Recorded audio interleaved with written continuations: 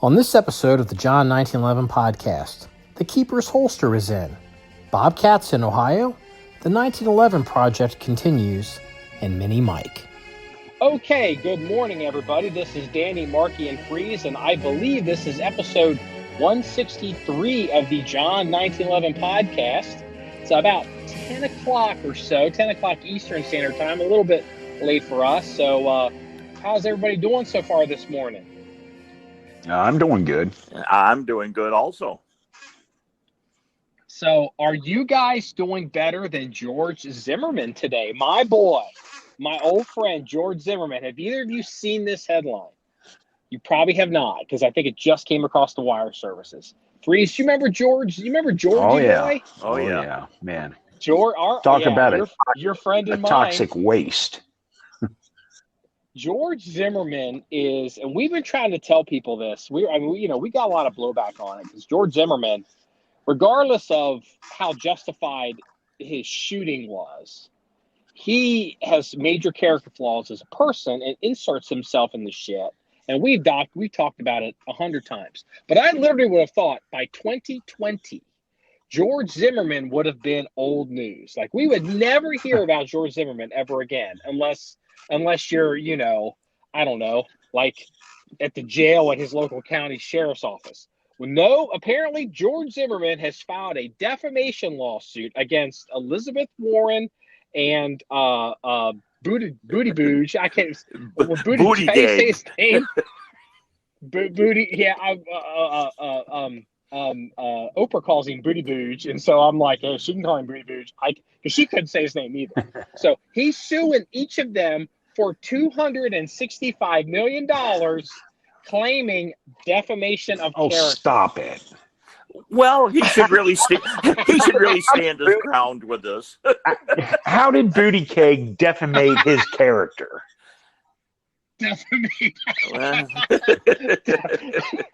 Are you trying to say you have to have character to Like begin with? defecate? Look, I'm certain, I don't even know, but I can guess. Because, it's a trope on the other side of the aisle. And again, not everybody's clean on this. And that's the problem with this case is you can look at the other side and see dirt. And so you assume that your side's clean. People on our side want to pretend that George Zimmerman is like this avatar of a person just walking through life, living, walking in the footsteps of God. And Trayvon Martin, was like was the worst thing since Adolf Hitler. And the thing is, they're both, when assholes collide, they are both assholes. So apparently, I would guess Warren and Booty Booge probably made some comment about stand your ground and George Zimmerman and Trayvon Martin that probably did not look good on Georgie Boy, which is not hard to do. And he decided, hey, because he's a dirtbag, George Zimmerman is a hilljack dirtbag, and hilljack dirtbags are always looking for the payoff. They're always looking for the easy money. They're always looking to blame somebody else for their problems. And so he's decided to play the scratch-off game and see if he can't get some money out of these people because he's a piece of shit. Yeah. And it's just like, God almighty, now we have George Zimmerman, in the fucking news. Well, the today. kid from Covington, his reputation was tarnished, and he sued. And you know what? Did you hear the joke? Do you know who the highest paid employee at CNN is? It's the kid's name from Covington Catholic High School. Yeah, too bad that. Yeah. Nicholas Sandman was his name. I'm actually, oddly enough, I am almost within spitting distance of Covington Catholic High School this morning. I am very close to it. I could probably drive by it. Well, no connection, I might relation. have you topped on that one just a little bit. When the Zimmerman Martin / altercation happened, we were 3 blocks from that on vacation down there. And afterwards, it was pretty tense in those areas. Yeah. Yeah. I mean, we don't have to rehash it, but if you're a person who's going to inject yourself in the people, even even like the night, just to refresh, even the night, because George Zimmerman's decided he's like Captain Save-A-Ho, who's decided to insert himself into all this bullshit, and he's following this kid on 911, and he's talking to the 911 operator, and the night, he's like, oh yeah, and he just went down this way, and the operator's like, are you following him? He's like, yeah, I'm keeping him in eyesight, and the operator's like, stop doing that. And it's like, oh no, guess obviously he didn't follow that suggestion. This is just another example of George Zimmerman is like, there's something wrong with him. There is something seriously wrong with his character. Yeah, big time. And you know what? And honestly, kind of a big kick to fucking Fox News to putting it at the top of their news feed today.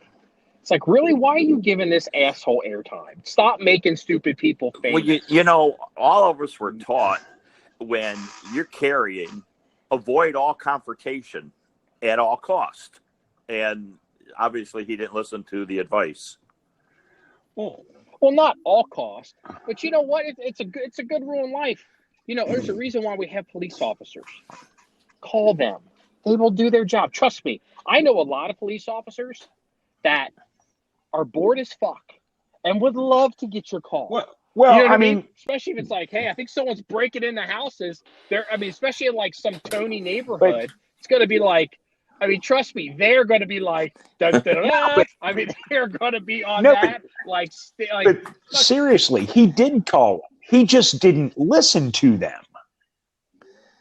Yeah, I know, but you know what I'm saying. Like, it's not like if you look, lesson to the wise. Your word to the wise. If you find yourself in Beverly Hills, or you find yourself in, I don't know, Jackson Hole, Wyoming, or you find yourself in Palm Beach, Florida, or you find yourself in, I don't know, some extraordinary, Kensington, the Kensington neighborhood in London, and you see somebody committing a crime, trust me, call the cops, because they are bored out of their mind, and they will literally come they will all show the fuck up. Yeah. It's like, you're not helping by inserting yourself into this. If nobody's being hurt, nobody's being victimized, come on. And it's like, here we go, this poor judgment, George Zimmerman, and now I have to, his name has to cross my lips. I am bitter about it. So, well, so Danny's been blowing up my phone because I keep getting all these messages about these pardons. Who has Trump pardoned now? Like, I don't even know. I saw Bernie Carrick. Okay. Up in my area, our ex-governor, Blagojevich, he was... You can say his name, but you can't say Buttigieg? Well, Buttigieg? It's been ingrained in me, I guess, from living here. But anyway, to make a long story short, he was sentenced to a shitload of years for allegedly thinking about selling Barack Obama's Senate seat. When he became president, the Senate seat opened. He never did sell it, never got anything for it, but the real deal on this is Blagojevich, who was the governor at the time, had the right to make the appointment. He was... Yes, so he was looking for a political but favor. He would not play ball with Obama, Hillary, our now governor Pritzker, and Pritzker tried to get it for himself, and he just wouldn't play ball. He goes, no, I'm the governor. I get to appoint whom I want. Well, that... Actually, I believe the FBI recording said, if his words, and I'm doing this off the top of my head, it was, I've got the goose that laid the golden egg, and I'm not going to give it away. Right, it's effing golden, what I have here. And that was the line. But the point is, Blagojevich would not play ball. Well, the Swampettes, they wanted to put in who they wanted to put in.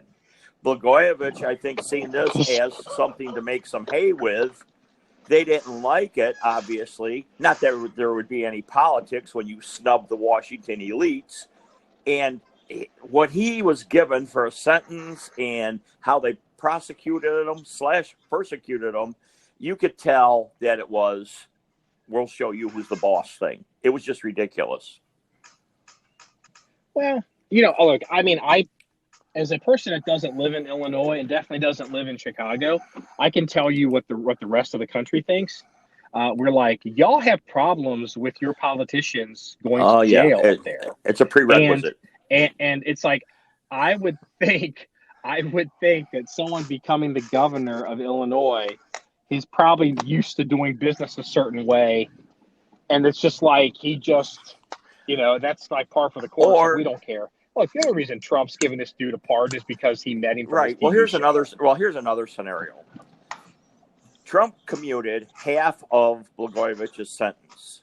And Trump came out and said how it was excessive and unfair, basically verbatim of what he said about the Roger Stone sentencing guidelines. Do you think this might play into that? That he thinks it's unfair? There is no doubt that Trump is teeing up the power of the executive to start writing shit down on paper and shipping it out.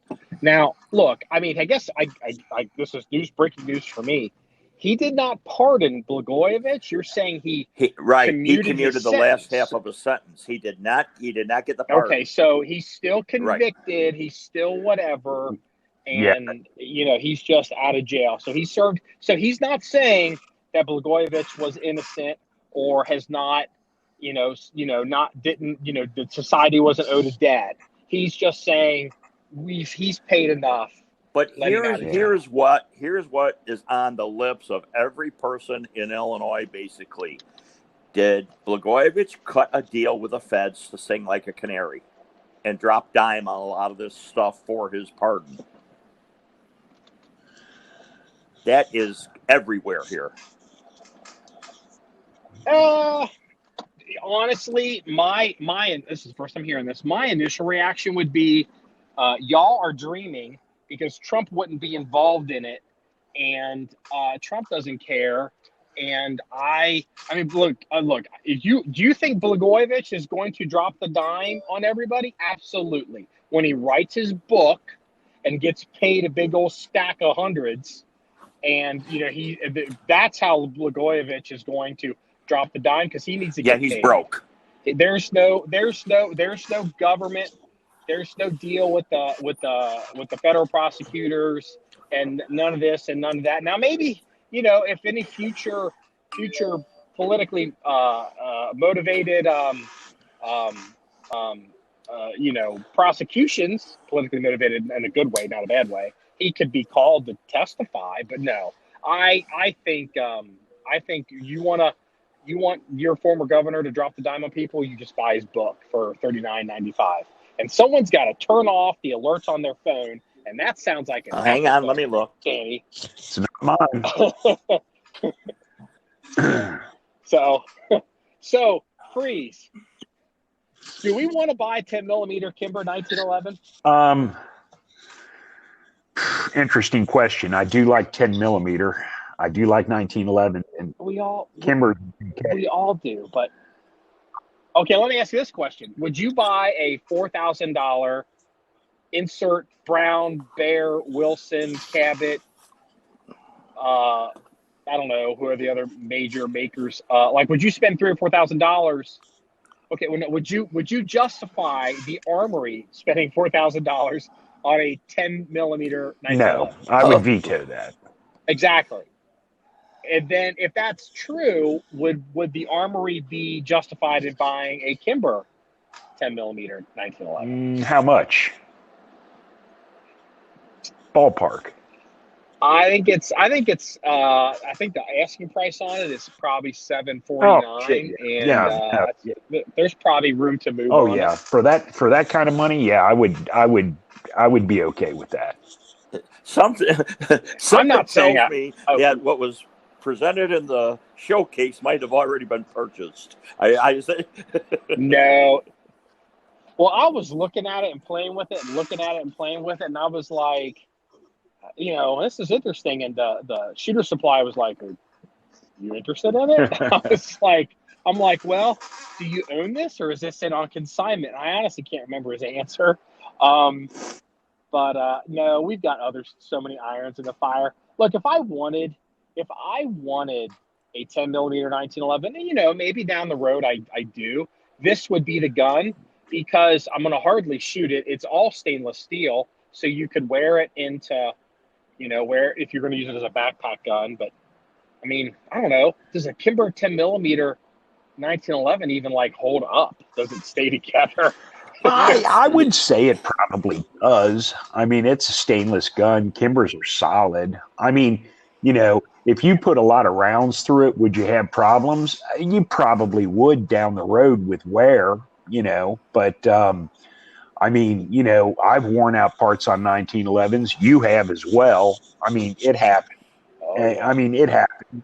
So I would say, would it hold up? Yeah, I would say it would hold up. Does that mean that you're not going to have to replace a part or two if you fire it a lot? Yeah, I'd say you probably would. But then again, I mean, I've replaced parts on other guns too after firing them a lot. So it's like, but with a 10 millimeter, that's more of a novelty anymore, isn't it?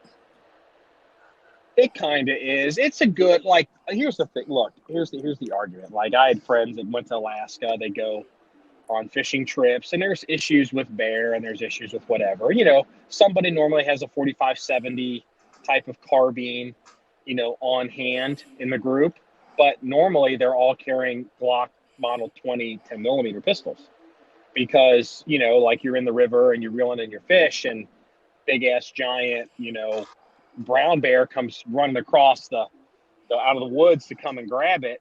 13 plus 1 rounds of 10 millimeter in a gun, is not going to break in the next 14 shots, is probably the way to go.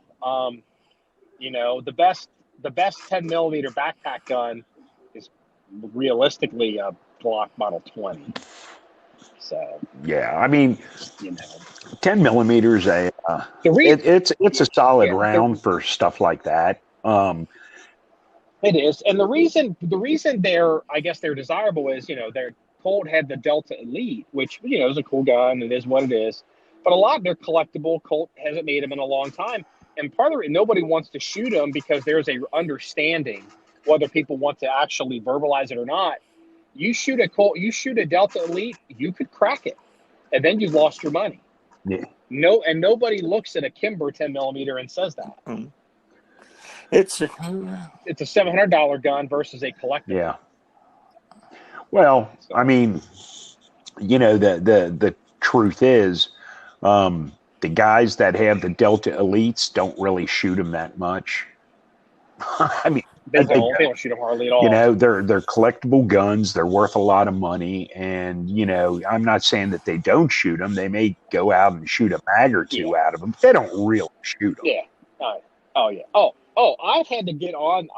God help me. So, because I've been working on some 1911 projects. And so I'm like, sometimes I need a piece of information or data point. So I will do a Google search on something. And even something like, what are the spring weights for 9mm 1911s these days? Just stuff like that. And you'll see a lot of stuff that's gun form. So you click it and you end up in the middle of a thread in some gun forum. And oh my God, it has not changed. These gun forum people, especially 1911 gun forums. All the experts are out, huh? I mean, they all just lie to each other, lie to themselves. And they're just full of shit, and they've all got 7, 8, 9, 10,000 posts talking about some, and it Freeze made me think of it some guy that I shoot my Colt Delta Elite all the time. And it's there's a photograph of it. And it's the dude shoots maybe if he shoots it a lot, he shoots 500 rounds a year. And it's and all these people live vicariously through others. And they're it's just so bad. Yeah. So bad. And all the bullshit and the stories they tell each other. It's just oh my God. They just, look, okay, here's a spring weight. I'm gone. And we gone out. I hate, the only thing worse than a Korth collector is a 1911 collector as far as being assholes. Oh my Why God. do you I'll tell you subject yourself to even going to those sites if you know what you're going to read? Well, I needed a spring weight, so I looked it up and did what it did. So, and there's other stuff going on too. So, well, I guess I'll say this today. So today, a Keeper's Concealment AIWB 1911 holster has shown up. So because I cracked the VP9 holster bad, and it's so it's here, it's in the truck. I just picked it up at the mail center, and so I don't know if I'll start carrying the 1911, but yeah, I definitely have at least the AIWB holster for it. Yeah. So there's projects going on. So there's a lot going on with the 1911 right now over here. So all right, let's get back. Danny, so is your phone done chiming? Yeah, I was guilty. So I was guilty. Trust me, Freeze does not have an iPhone, and that is a uniquely Yeah. iPhone noise. Well, So- it's funny how you sort of mentioned who might be guilty, full damn well knowing who was guilty. Yeah, well, you know what? As much as I have to kick Freeze, you know what? It's like no. Well, you not usually today. Not today, send me the Danny. memo, shut your damn do not disturb, but you didn't. Yeah. Because I thought it was big boy rules today. Hey, podcast 10 o'clock. So okay. So Blagojevich got commuted. Carrick got a pardon. Bernie Carrick, the former chief of police, basically, whatever they call him in New York, the commissioner or whatever. Who else? Did anybody else get out of jail free cards from Yeah, from the I president? can't think of his name, but some big time, was it Malik? Or I think that's what it was. The former owner of the the 49ers. Well, or yeah, something. and him and some big investor guy, the violated securities commission stuff. He got off too. I don't know. It wasn't Malik. I'm trying to think. Not Michael Yes. Milken. Are you shitting me? Michael Milken That's got a what pardon? I believe, unless I'm going completely senile. Okay, Michael Milken. Here's where I'm going to show my age, and you two should know this. Michael Milken. Before we had the housing bubble, and before we had the .com bubble, and before we had the Asian contagion, and before we had, it might have been before the flash crash in the 80s. It could have been after. Michael Milken is the guy that basically he's credited with creating the junk bond market. Do you remember junk bonds? Oh, yeah. Yeah. And, nobody listening to this podcast knows what the hell a junk bond is because they're all under 50. But a junk bond junk bond was at the time was the financial equivalent of these ninja loans, no job, no verification, and all this other stuff, 0% down, these subprime thing, but it was a form of security. I think it was, I don't know if it was like penny stocks, but it was bad, and it was bad. And Michael Milken. Wow, that's interesting because nobody would go up to the top of the hill for Michael Milken politically with Donald Trump. But how long's he been in prison? Milken's been out of prison. I don't believe he's in prison anymore. But he must have just. How many years did he serve? I mean, do you recall? I don't know. He may have done. I don't know if he was charged. I literally am not prepared for this. I don't know if he did 12 years.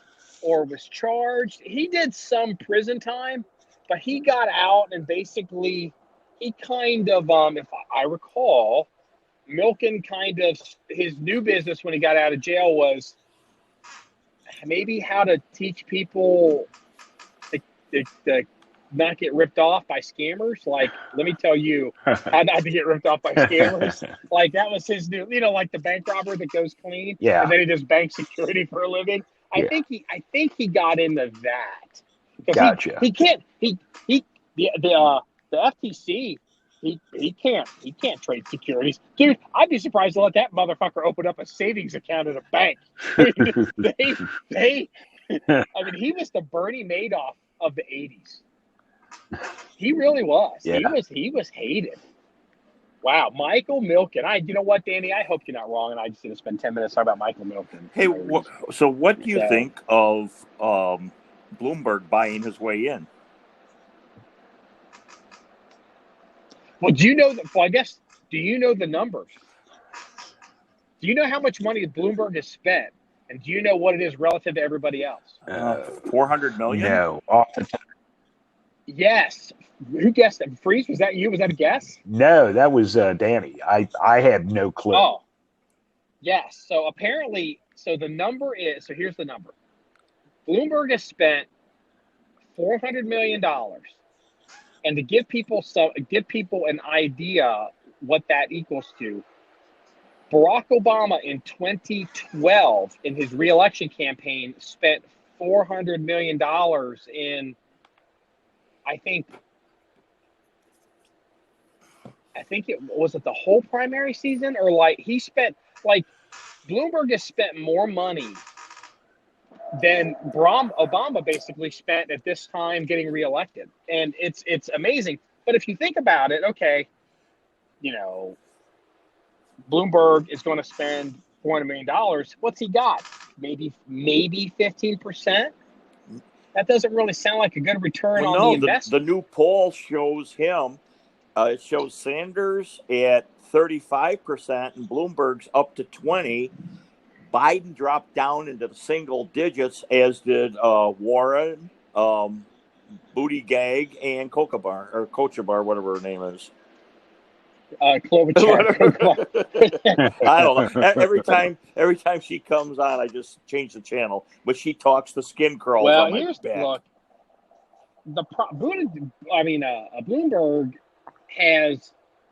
Bloomberg's doing the same thing that Biden was trying to do and Hillary Clinton was trying to do. And, the reason everybody's like, it's got to be Bloomberg is because Bloomberg has never been vetted.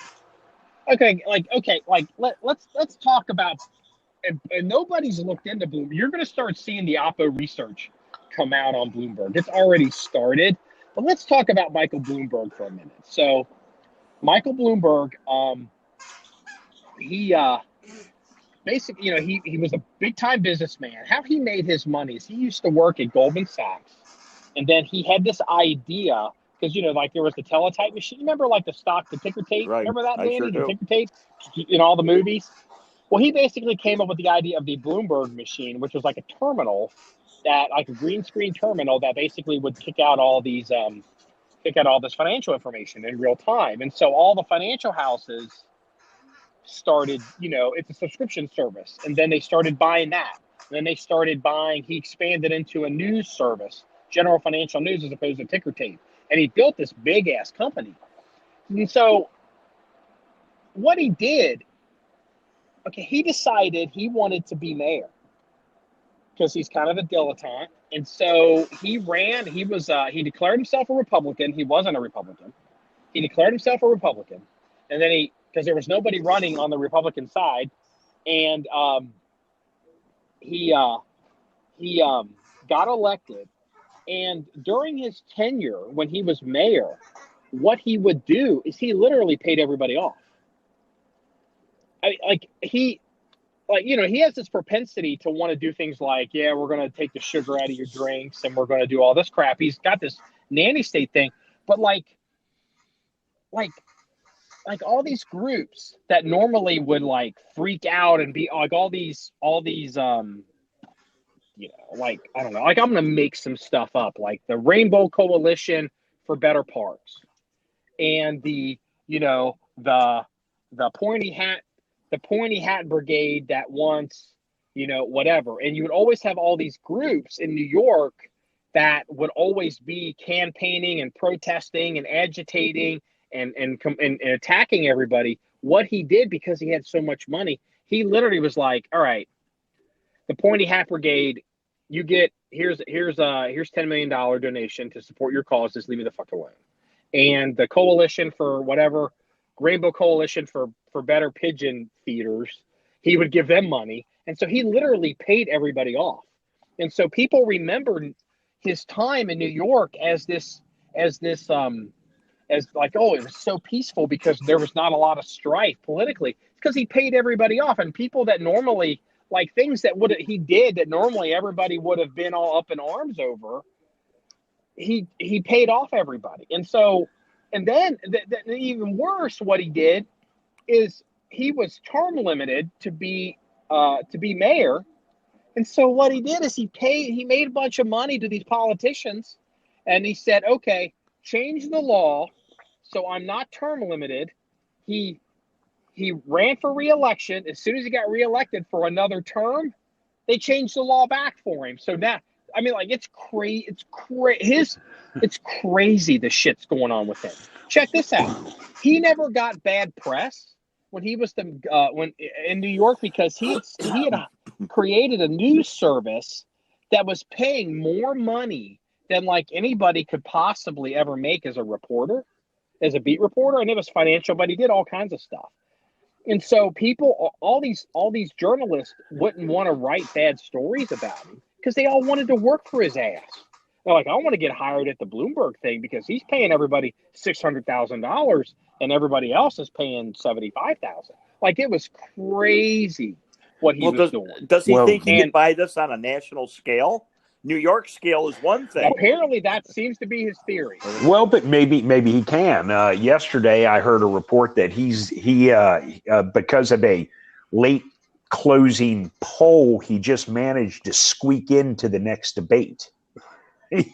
And oh no, he didn't squeak in because his poll numbers are so high. He gets in because he's got like more than like 5 or 8% or whatever it is to get in the debate. But it was like a last minute poll that came through that allowed him to get to the debate. Maybe from Nevada. It's like, isn't it interesting that it was a last minute poll that got him in the debate? I mean, and it's legit, but it just seemed a little weird to me. It is, but here's the thing. Okay, have you ever seen Bloomberg talk?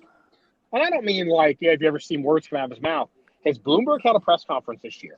Have you seen Bloomberg on a debate stage? Have you ever seen a reporter stick a microphone in Mike Bloomberg's face and ask that motherfucker a question? Well, no. Well, you're going to see him on the debate stage tonight, and from what the other Democrats are saying, they're going to chew him up because he has to fend for himself tonight.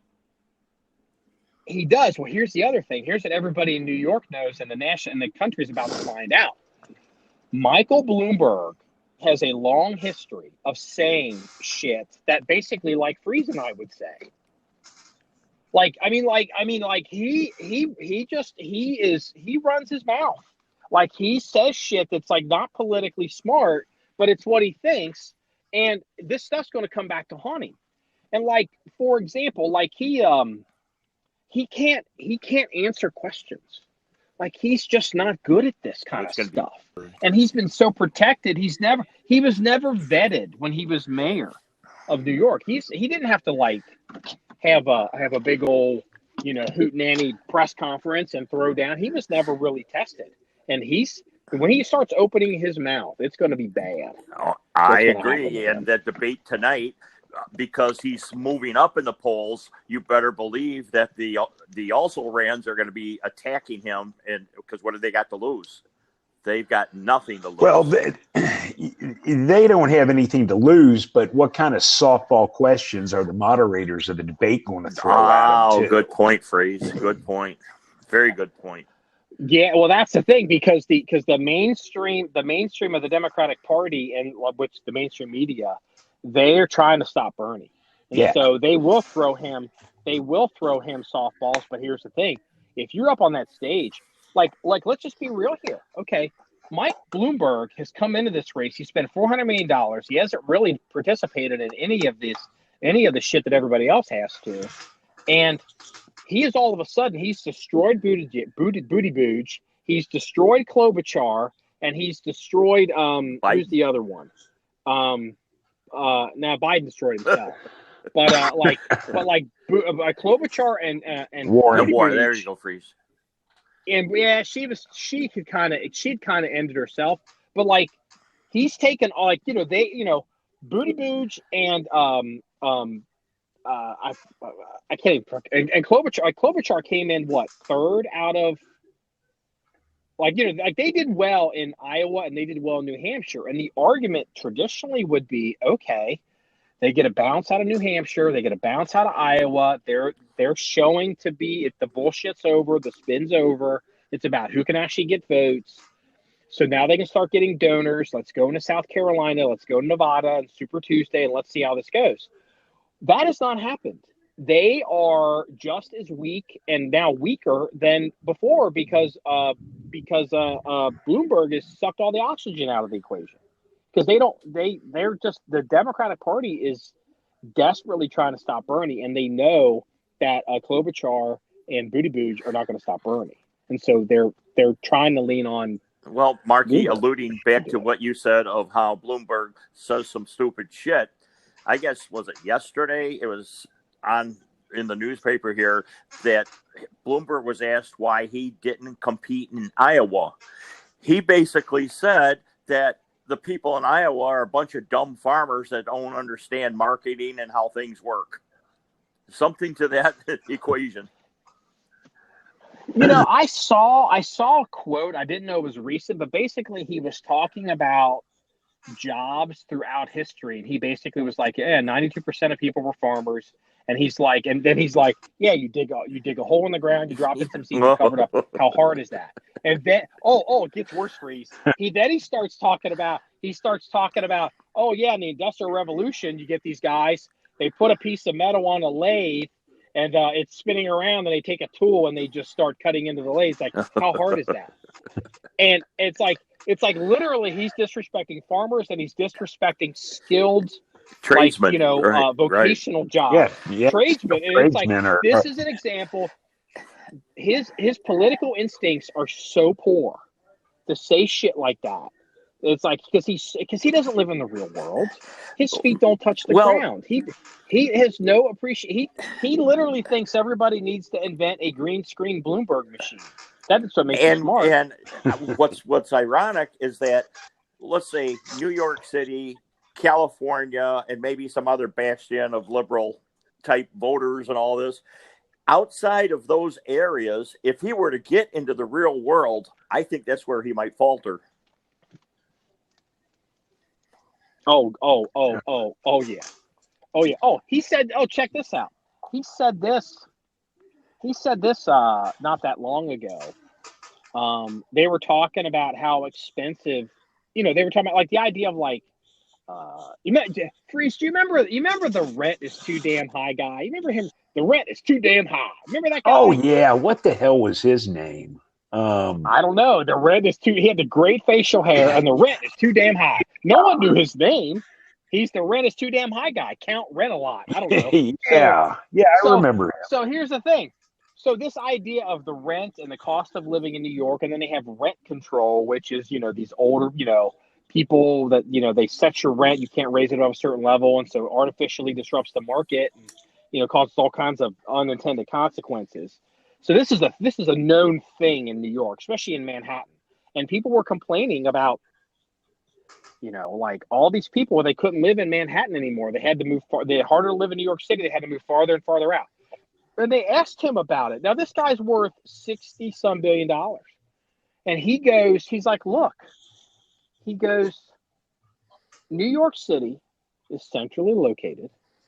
It's got all these resources. It's got all these things to offer as far as lifestyle and access to things. And he says it's an expensive place to live, as it should be.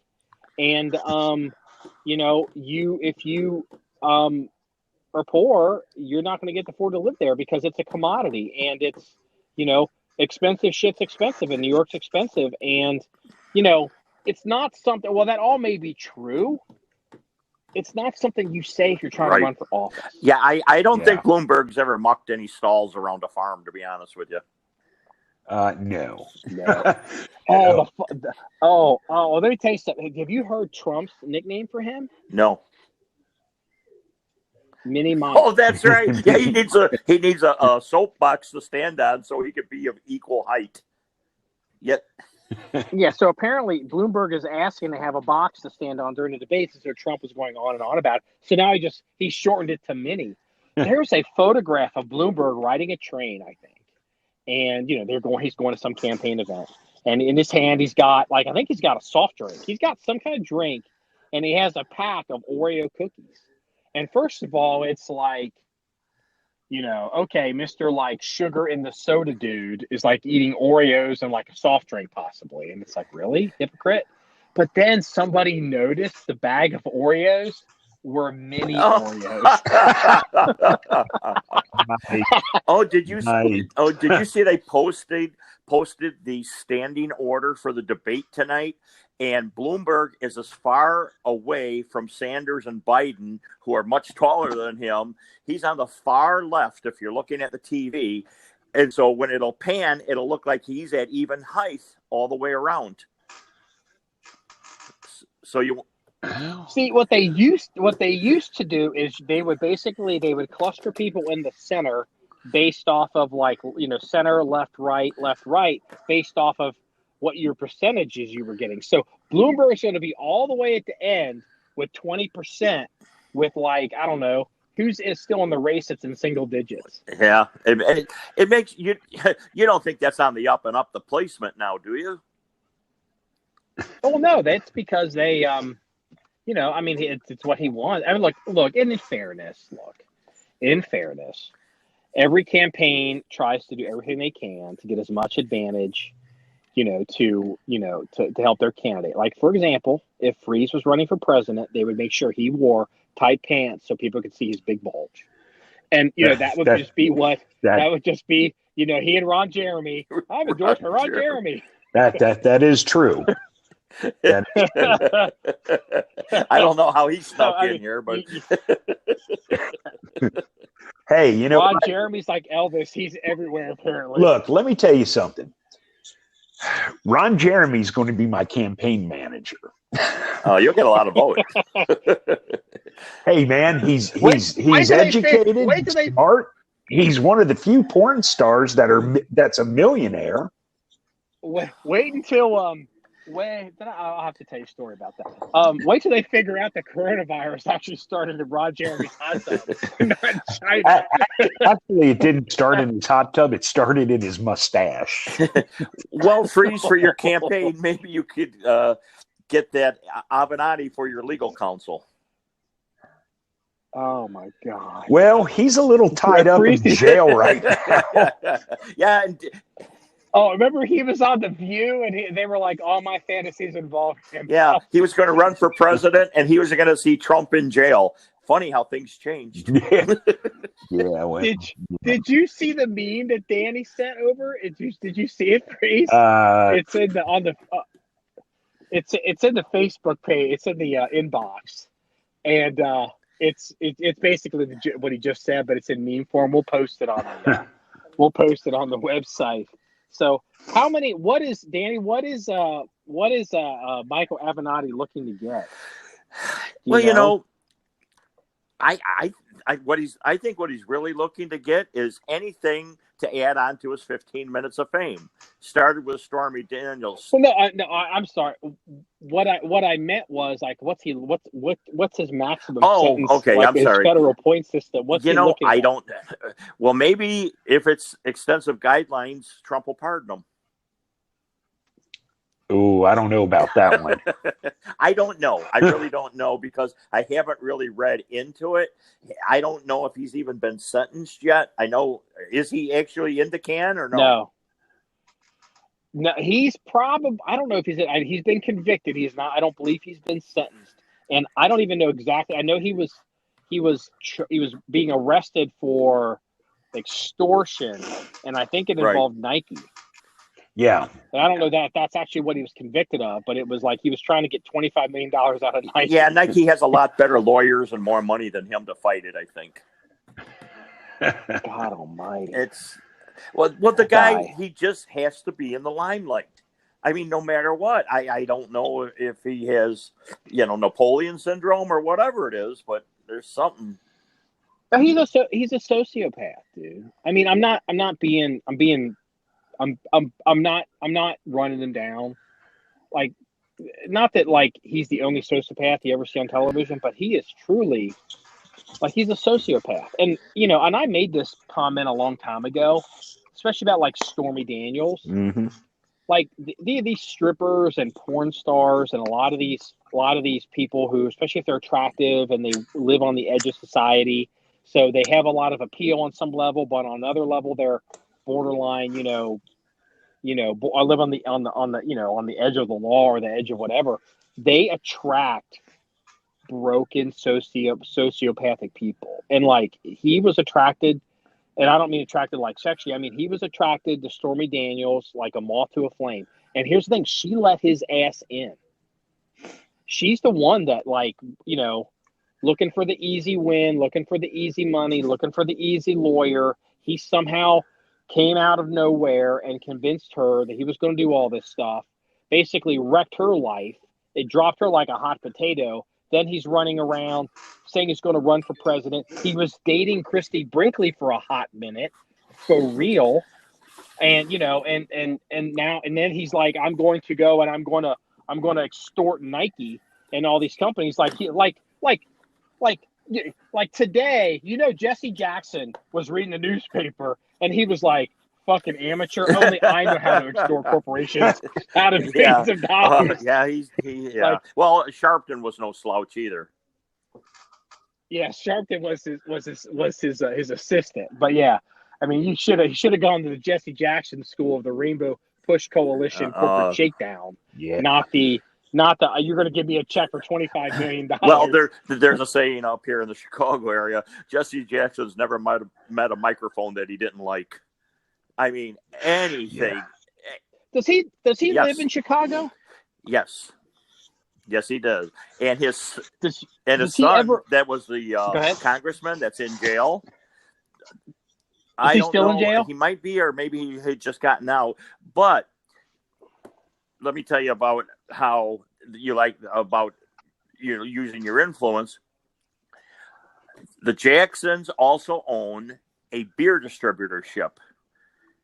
Only their beer distributorship was allowed to make the deliveries to the sports venues in Chicago.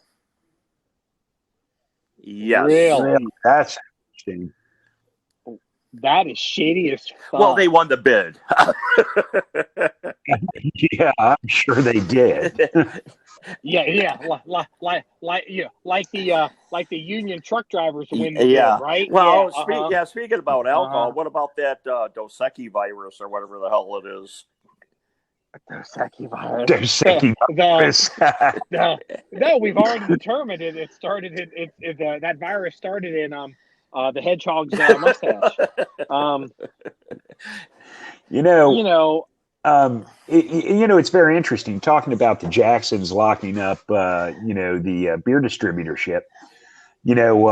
For years, and I don't know if it's still this way now, but back years ago when I used to frequent several NASCAR races a year, when you went to a race at Michigan, you could only buy Miller products at the racetrack, but the racetrack was owned at the time. I don't know if it still is or not, but at the time it was owned by Roger Penske. And of course, Miller Lite was, his major sponsor on his car. So, when you go to his racetrack, you drink Miller products. Freeze, I thought at used to be NASCAR races, you were allowed to bring in your own coolers.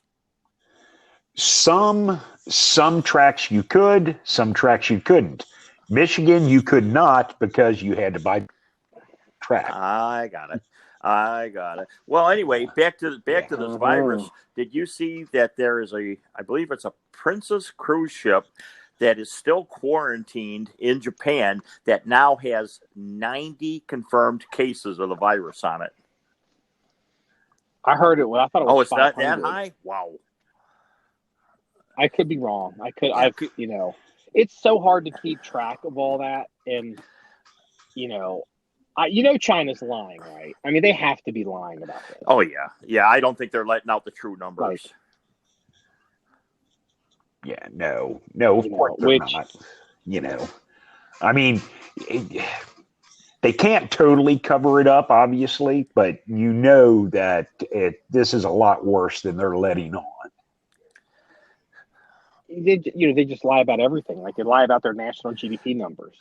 Like, why wouldn't they lie? I mean, I hate to say it like that, but like I wonder what's really going on. Do you think the Americans are working on a vaccine for that? I think everybody is. Of course, everybody is. I mean, look, here's the thing. Like, let's say, I just know this because Trump, especially, this is how it works. Like, I'm sure, like, I think we have copies of the virus. Like, somebody even said they had developed a vaccine within 3 hours of it. They're still working on it, but they were able to, like, create something in a lab. But that could have been just false reporting. But, like, let's say, for example, we didn't have a copy of the virus and the Chinese, somehow we weren't going to get it. Donald Trump would literally, because the fucker don't play, they would literally send the CIA and Navy SEALs and, like, some doctor, and they would sneak on somewhere, and they would fucking get the virus off somebody, like, just so they could work on an antidote. That's just how they do it. Yeah. I mean, they're not going to sit around and let China. Has anybody found out is that an airborne pathogen, or how is it transmitted? I haven't read too much up on it. I've heard it's only airborne based in droplets if you cough. Apparently, it's in your saliva. It might be in your stool. It's definitely I don't think it floats through the air like a I don't know, like some other guy. I'm not an epidemiologist, but they basically wash your hands. Don't shake hands with people. Don't cough on people. Don't let them cough. Don't toss anyone's salad. Don't Ron Jeremy there. Don't toss anyone's salad. So, the Ron Jeremy there's two meetings to tossing salad. So no. Over here, John 911 podcast. There's only one meeting. Only one meeting. Remember. Hold on. Let's break. Hold on. Employee meeting here, Danny. There's only one definition. Okay, I get it. Okay. I'll have vinegar and oil. I had to throw that in. Oh my gosh. Hey, so Freeze, I want to touch on this because we did a lot of politics. You sent me an article about Bobcats in Ohio. Yeah. Is that recent? That was recent, yes.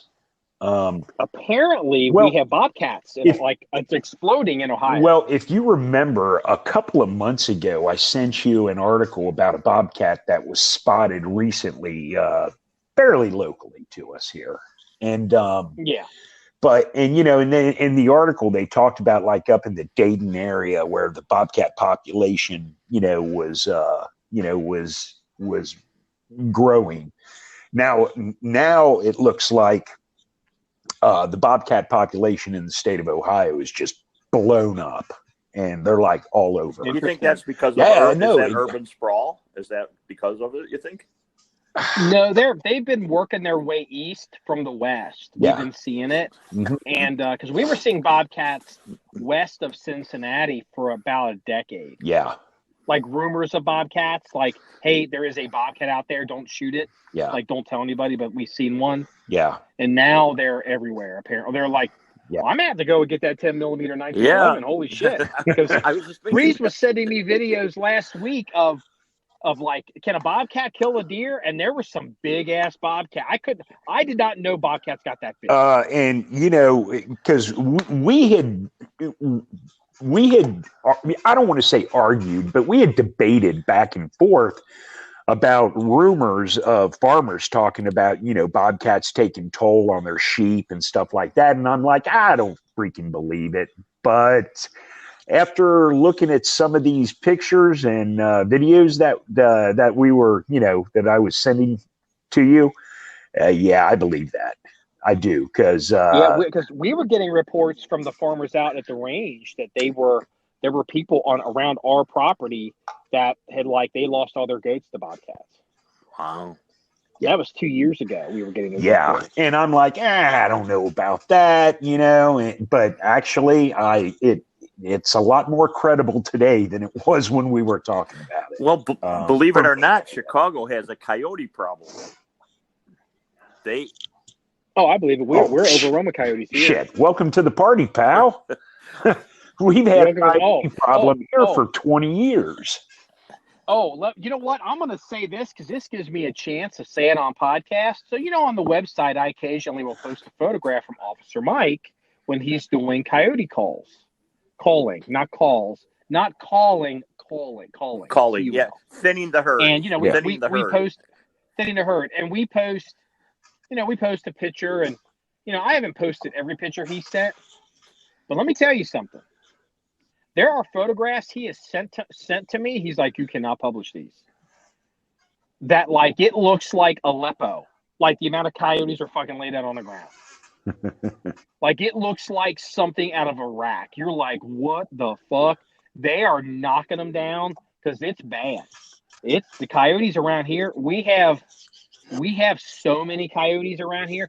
I was out there with Officer Mike at the John 1911 range, and we were shooting. I don't know what we were doing, but we had some night vision, and we could hear packs of coyotes back at 1,000. That sounded like could have been 15 or more, and then behind us, 2 properties away, it sounded like another pack. Oh God, it could have been 30 or more. It was unreal, and this were 2 separate packs, and they were calling. They're all yipping and yelping, calling each other. Yeah. And it was we were probably in the presence, just of what we could hear, possibly 40 or 50 coyotes. Wow. Yeah. It's unreal. It's unreal. Because we have so many deer here, and the coyotes have no real predators, which the Bobcats would probably help that, right? Do Bobcats eat coyotes? Well, if they can eat a deer, they can eat a coyote. Here's the problem with that. Deer, sheep, baby calves are pretty docile. Coyotes, however, are not. And not that, Bobcat can't put up a good fight, but look, I'd say they'd have to be pretty damn hungry to mess with coyote. Yeah. And if chances are they're not going to run into one coyote. Well, and that's the other thing. Yeah, you would have to find one lone coyote. And most coyotes, not that I haven't seen single coyotes running through the woods. Most of them, hang in packs. And honestly, yeah. When you see one coyote, you're not alone. Well, I have a question for you, Freeze. Do you think deer are smart? And I'll tell you why I'm asking. Do you think deer are? Did you see what happened to Bannon? No. I'll tell you why. Okay. What happened here? During deer season, the hunters didn't get shit. It seemed all the deer went into the conservation area. Now they know the boundaries of the roads or something. Now the conservation area has to call the herd because there's too many in there. Yeah. Oh yeah, the deer know that. Yeah, because they get pressured by the hunters. Are deer smart? That it's not a simple yes or no answer. Deer are not stupid, but they know their environment. They know when there's strange scents, a lot of activity in the woods, a lot of gunshots. And plus they also know when the weather starts getting cold is when they start losing their, numbers of their group, So, they're smart. Are they super intelligent animals? I wouldn't say, they're super intelligent, but they know when. Well, they sure know where the damn boundary lines are. Well, let me this way. Do deer understand where people are in the woods and there's hunting and there's gunfire and smells and noise? They're like, holy shit, there's people here, danger. They know that. Did the deer get the zoning information from the state as far as where the conservation park is? No, they just go to where it's safe. There's nobody here. Let's just stay here. Yeah, exactly. So, yeah, and the thing is, deer tend to be nocturnal. And the thing with that is, like your older deer, especially like your wiser ones, your big bucks that have survived, a long time, your older bucks, they know when when the hunting season rolls around, when there's people in the woods, there's noises, there's a lot of gunfire, they know to basically, during the day, they find the thickest, densest area they can, and they just lay there, and they don't come out, and they'll come out at night. That's why opening day is, Danny, that's why opening day is so important. Yes. To hunters, because whether it's some of it's based in observation or some of it's based in, I don't know, like wives' tale, but they figure hunting day, opening day is your best chance to get a buck. Yes. Because after that, the word's out, the bucks are all going to go to. Oh yeah, yes. They send emails to each other. So I'll tell you what, guys, I got to give you a warning here because I can't go too much longer with my microphone. So, is there anything else you want to? Oh yeah, Marky, is your new holster appendix or side? This one is appendix. The Keepers, the only thing I buy from Keepers is appendix, and that's basically what they mostly make anyway. But as far as like I am working on some holster situations for some like an external battle belt, and some Safariland stuff that we'll be setting up and doing. But yeah, this holster is for carry. So, and it is set up for a rail.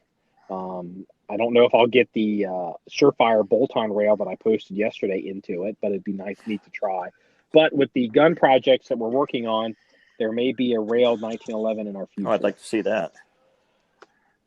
Yeah. So. Yeah, well. Oh, but by the way, Freeze, the bullshit's already started because with the Surefire bolt-on MR07 rail, I have to fit the slide stop. The slide stop is basically cut really wide. The notch, that goes up into the notch. Yeah. It's cut too wide for a notch on guns, so you can hand fit it to your gun. And it's like I was just like, oh yeah, I forgot. This is what it's like. With a modern striker gun, you just buy something from Brownells and stick it in your gun. On 1911, even a bolt-on non-modified part needs to be hand fit with a file. Yeah, well. That's the life of a 1911, though.